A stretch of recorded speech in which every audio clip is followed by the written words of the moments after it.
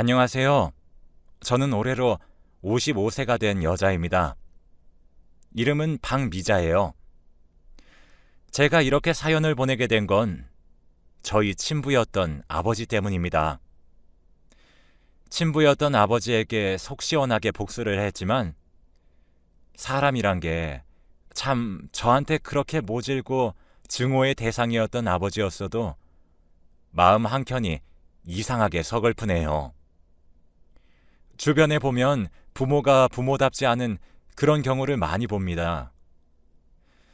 대다수는 좋은 부모들 아래에서 좋은 환경에서 크는 경우가 더 많지만 저 같은 경우는 좋은 부모 아래서 배운 게 없어서 그런지 조금은 이기적이고 제멋대로이긴 합니다. 제가 아버지에게 복수하게 된 것은 가정폭력부터 시작되었죠. 단순한 가정폭력으로 부모한테 복수까지 하냐고 할 수 있어요. 그래도 낳아준 아버지인데 그냥 모른 척하고 살지 뭐하러 그런 일까지 했냐고 할 수 있지만 저희 아버지는 단순하게 가정폭력만 하는 그런 사람이 아니었거든요. 아버지와 어머니는 서로의 부모님의 소개로 만나게 되었다고 하는데 어머니 집안이 워낙 잘 사셨지만 아버지 쪽 집안은 힘든 집안이었습니다. 하지만 양가 부모님들끼리 늘 봐오던 사이셨기 때문에 인덕이 좋은 시댁 어머니 아버지만을 보고 결혼시키셨죠. 그런데 알고 보니 돈이 문제였을까요? 아니면 집안 대대로 인격의 결함이 있었던 걸까요? 저희 엄마가 아들을 낳지 않았다는 이유로 모진 학대를 일삼았다고 합니다. 아버지는 아들도 못 낳는 년이라며 밤마다 술을 마시고 와서는 저희 어머니를 때리셨다고 해요. 저는 너무 어릴 때라 기억은 안 나지만 아직도 그때 아버지가 던진 그릇에 맞아 엄마의 찢어진 이마를 보면 마음이 아려옵니다. 바보처럼 참고만 살았던 엄마에게 왜 그렇게도 참았냐고 집안도 잘 사는데 그냥 나와버리지 그랬냐고 하니 그때 당시만 해도 과부면 손가락질을 받았었을 때고 여자가 문제라고 생각했던 때여서 그러지 못했다고 하시더군요. 그렇게라도 저에게 아빠라는 형식적인 껍데기라도 지켜주고 싶어서 그랬다고 하시면서요. 그런데 그렇게 이마까지 찢어진 걸 본 할아버지 할머니는 이대로는 내 딸이 죽어나가겠다며 갈라서게 하셨고 어머니 덕에 호화롭게 지내던 남편과 시댁은 구질구질하게 매달렸다고 합니다. 돈이 목적인 걸 알게 된 할머니와 할아버지는 먹고 떨어지라며 돈을 쥐어주었고 사돈 고마워요. 근데 아들도 못 낳는 년 우리가 이렇게 보듬어줬는데 돈이 너무 적은 거 아니에요? 라며 미친 소리를 짓거리고는 가버렸다고 하더라고요. 본인들 때문에 딸의 인생을 망쳤다며 허망해하는 부모님이 안타까워 엄마는 더 열심히 사셨어요. 더 배우시고 더 열심히 공부하셔서 무역회사 쪽에 일을 하게 되었습니다. 그 당시엔 정말 흔하지 않던 커리어 우먼이 되었어요. 아버지는 없었지만 친구들도 그런 저희 어머니의 직업을 들으면 아빠도 없대요 라는 말을 쏙 집어 삼켰었습니다. 그래서 저는 그 누구보다도 학업에 정진할 수 있었고 열심히 공부를 했어요. 서울권 대학에 다니며 미래를 촉망받는 인재였죠. 그렇게 취업도 한 번에 턱하니 붙었고 그 안에서도 승승장구했습니다. 그렇게 일만 미친 듯이 하다 보니 벌써 35살이 되었어요. 어머니는 본인과는 다르게 따뜻한 남편을 만나길 응원하셨지만 내색은 하지 않으셨어요. 그러면서도 차라리 이상한 남자 만나느니 그냥 혼자 사는 것도 나쁘지 않다고 시원하게 응원해 주셨습니다. 그러던 어느 날 오랜만에 엄마와 단둘이 데이트를 즐기던 날이었어요. 엄마가 갑자기 오늘따라 돈가스가 먹고 싶다며 가자고 하시더라고요. 그렇게 돈가스 집을 갔는데 너무너무 맛있는 겁니다. 그러다 주방장처럼 보이시는 분이 잠깐 나왔는데 키는 그리 크지는 않았지만 똑부러져 보이는 얼굴이더군요. 저와 엄마는 마침 계산을 하러 카운터에 있었고 엄마는 그 주방장에게 돈가스 너무 맛있다며 또 먹으러 오겠다고 했어요. 그렇게 저희는 그 가게의 단골 손님이 되었죠. 주방장은 저희가 오는 날이면 서비스로 한 개 더 튀겨주시고는 했답니다. 그렇게 자주 보다 보니 저도 이성에게 호감이란 감정이 생겼어요. 너무 신기했습니다. 어릴 때긴 했지만 아버지에게 맞던 순간들을 몸이 기억하는지 남자들만 보면 아버지가 생각이 나서 이성에게 호감이라는 감정이 생기는 게 어려웠는데 그 주방장의 착실함, 성실함, 따뜻함에 마음이 움직이는 듯 했습니다. 그렇게 돈가스를 먹고 나오던 어느 날 엄마는 제 팔짱을 끼시며 참 사람이 괜찮다 라고 한마디만 하시더라고요. 그 말에 제가 먼저 주방장에게 데이트를 신청했고 저희는 속전속결로 결혼까지 준비하게 된 거죠. 남편은 저보다 3살이 어렸었어요. 저는 그 점을 시부모님께서 싫어하진 않을까 걱정했고 남편은 자신의 부모님들은 전혀 그런 분들이 아니니 걱정 말라며 인사를 드리러 갔었죠. 정말 다행히도 시부모님들께서는 온화하고 따뜻하신 분들이었습니다. 세심하게 저를 배려해 주셨고 젊은 나이에 높은 직급에 오른 저를 입에 침이 마르도록 칭찬하셨죠. 그렇게 인사를 잘 마치고 상견례를 앞두고 있었는데 시부모님 쪽에서 일이 생겼다고 급하게 취소를 하셨어요. 그렇게 일주일 뒤로 상견례가 미뤄졌죠. 제가 워낙 시댁 부모님들의 인덕을 칭찬했던 터라 저희 엄마는 하루빨리 보고 싶어 하셨습니다. 그래서 저에게 혹시 사진 같은 게 있냐고 너무 궁금하다며 아이같이 조르셨고 저는 남편에게 부탁해 가족 사진을 보여주었죠. 갑자기 엄마가 핸드폰을 떨치며 사시나무 떨듯이 떠는 게 아니겠어요? 그러더니 하루 이틀을 말씀을 못하시고는 몸져 누우셨습니다.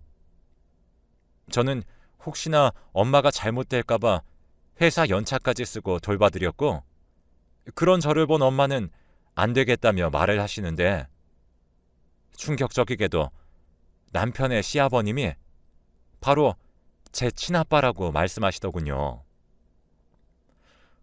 어떻게 저에게 이런 일이 생길 수 있나 하늘이 노래지는 기분이 들더군요. 그러면서 원망이 마음속에서 솟구치기 시작했어요.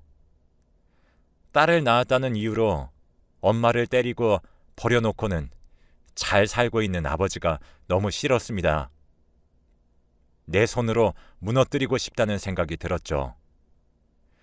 우리 가족은 과부라고 손가락질 받으며 견뎌냈었는데 아버지는 보란듯이 새 가정을 이뤘고 아들 덕에 떵떵거리면서 살고 있는 게 너무 괘씸했어요.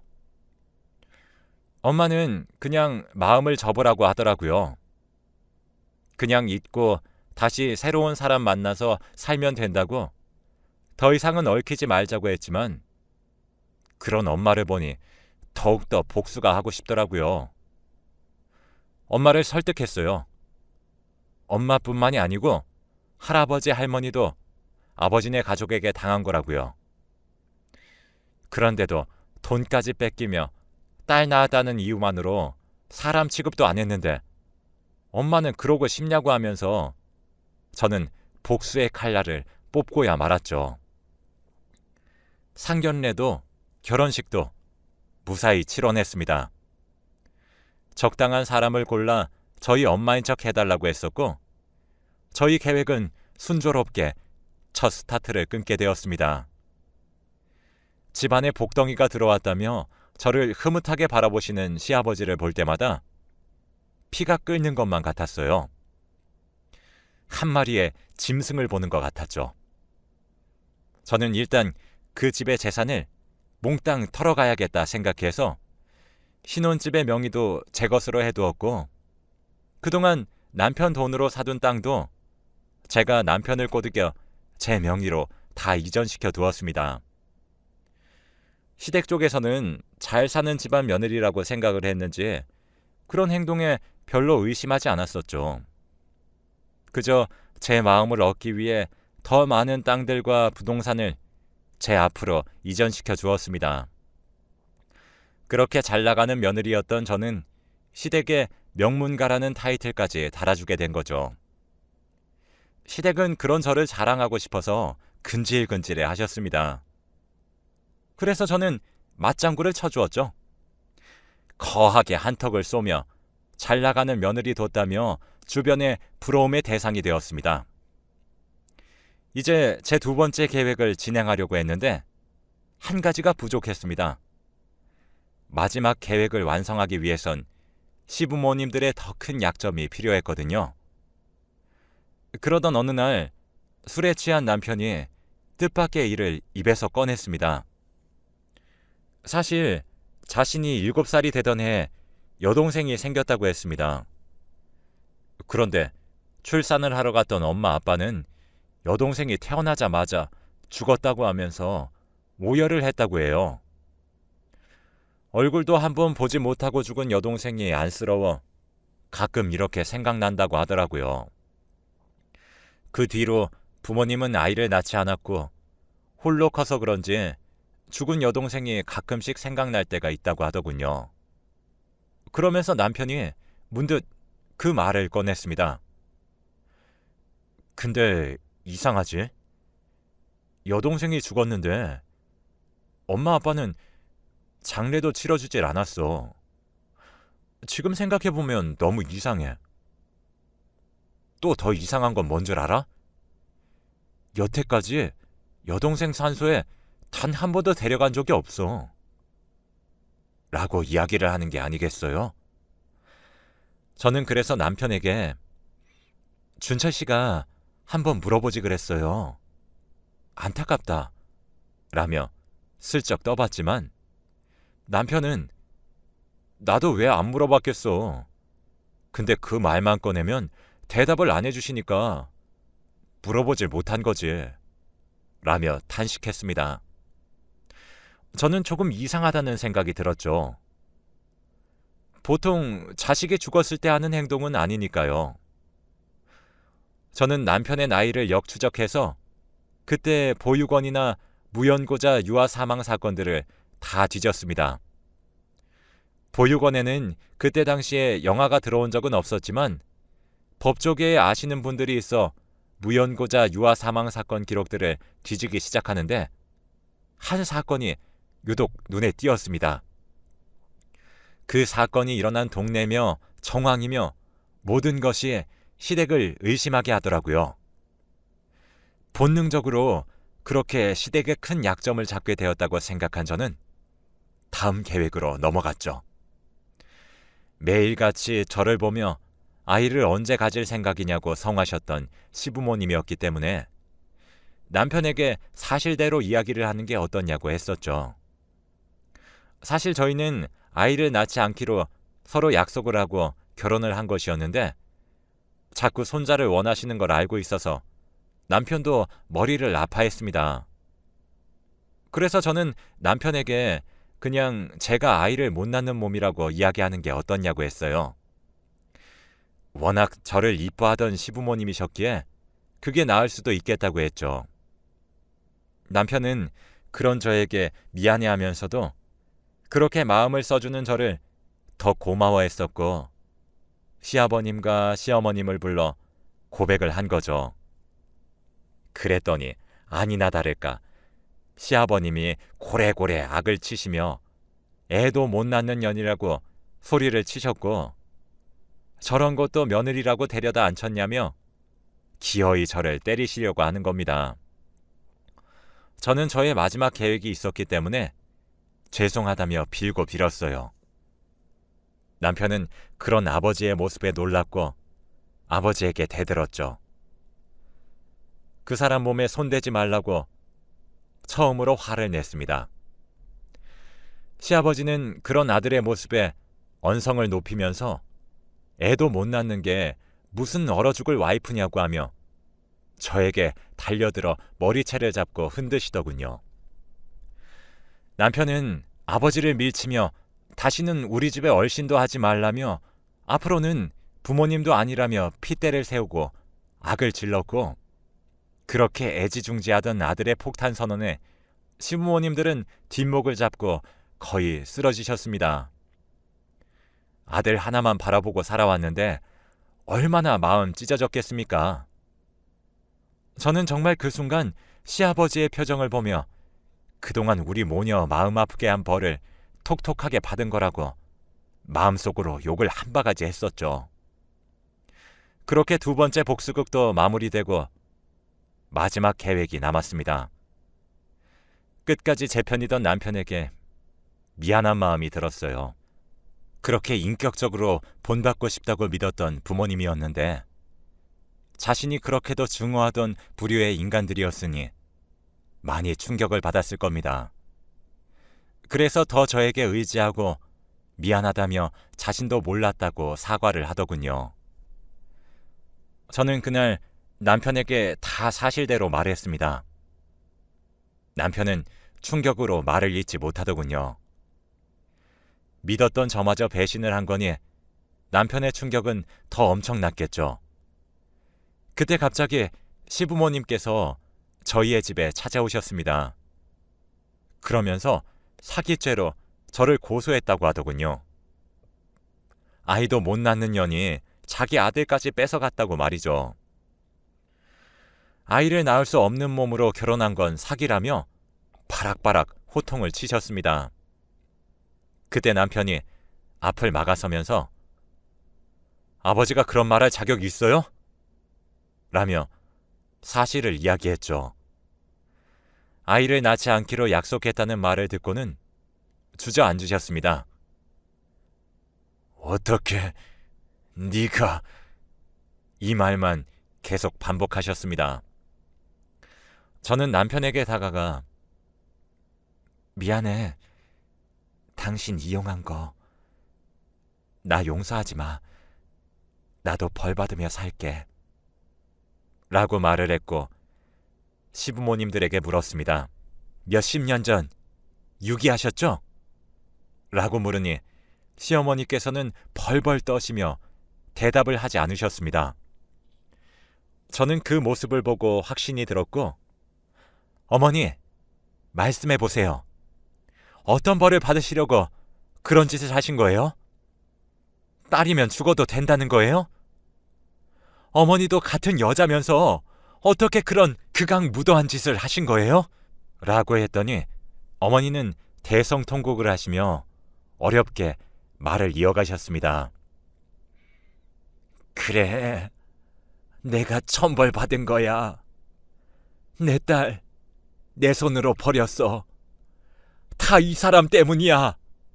라며 그때 있었던 일을 상세하게 풀어놓더라고요.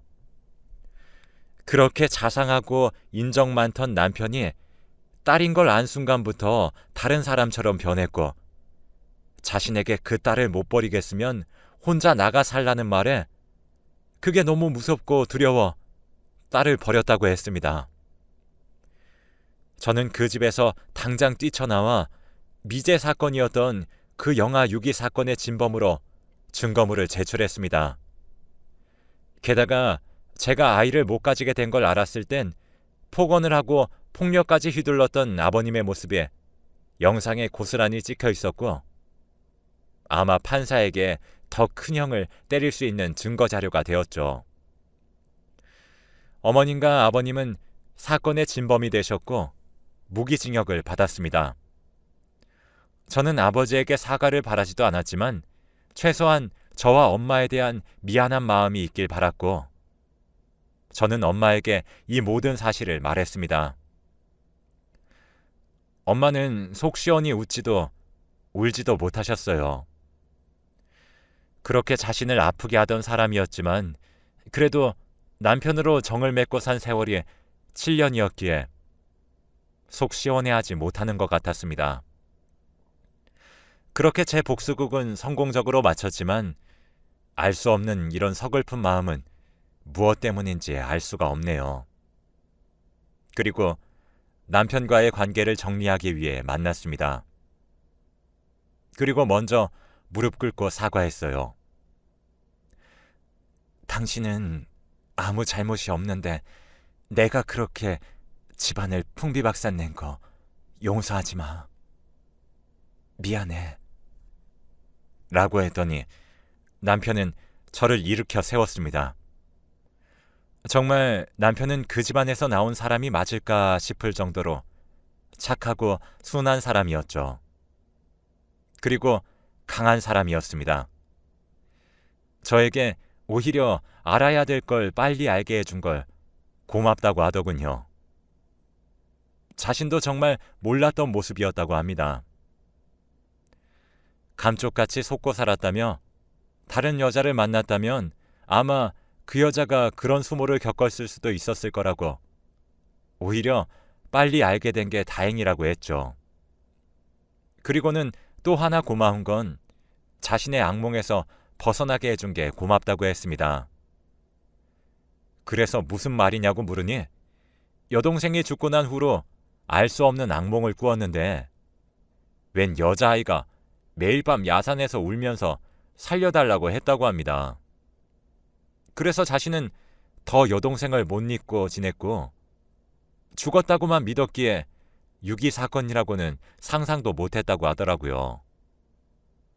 그리고 여동생 묘지를 만들어주고 나니 그 뒤로 더 이상 꿈에 나타나지 않는다고 해요.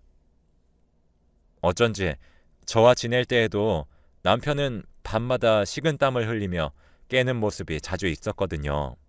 아무튼 저와 남편은 이제 정리를 해야 했습니다. 갖은 이유로 혼인신고를 미뤄왔었는데 남편은 이제서야 알겠다며 씁쓸하게 웃어 보이더군요.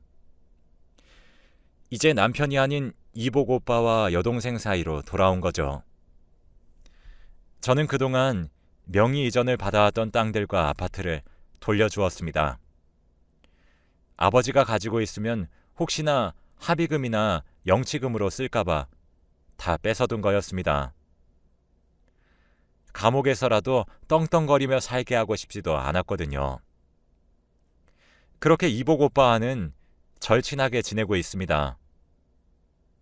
그 일이 지난 지 9년이 다 되어가는 지금도 친남매처럼 투닥거리며 지내고 있고 엄마 또한 아버지가 죄지 아들이 죄겠냐며 그동안 속인 게 미안해서인지 어쩐지 잘 모르겠지만 친엄마처럼 서로를 챙기며 지내고 있습니다. 친아빠의 근황을 들어보니 감옥에서도 지나가는 여자들만 보면 침을 뱉어대서 독방에 사람을 한 명도 못 만나는 곳으로 옮겼다고 하더군요. 시어머니였던 분은 이복 오빠가 가끔 가서 안부를 묻기도 한다는데 오히려 마음의 짐을 덜었다고 했다더군요. 그동안 누군가가 목을 조르는 것처럼 제대로 숨을 쉬지 못하고 살았는데 오히려 한결 편해졌다고 죗값 치르고 사는 게 더 마음이 편하다며 괜찮다고 했다고 합니다. 저는 그 뒤로 계속 일을 해오다가 40세 정도 되었을 때 저와 같은 처지였던 사람과 결혼을 하게 되었어요. 남편 쪽은 재혼이긴 했죠. 어머니가 홀로 어렵게 키워오셨는데 그걸 무시하던 전 와이프네 가족에게 질려서 이혼을 했다고 해요. 그래서 저희는 더 통하는 게 많은 것 같아요. 제 마음 다 털어두지 않아도 알아주는 사람과 함께 살아가니 위로도 되고 힘도 되는 것 같아요. 인연은 있는 법이긴 한가 봐요. 그렇게 마음 주지 않고 살던 제가 행복한 결혼 생활을 하게 될 줄 누가 알았을까요? 그런 환경에서도 열심히 살아온 제 인생에 대한 보답이라고 생각합니다. 여러분들도 살다 보면 어떤 상처들이 생기고 이길 수도 없을 것 같은 상황들이 생길 수도 있는데 분명히 이겨낼 수 있습니다. 어떤 일이라도 빠르게 이겨내시면 그에 대한 복을 받을 거예요. 올 한 해도 복 많이 받으시길 기원합니다.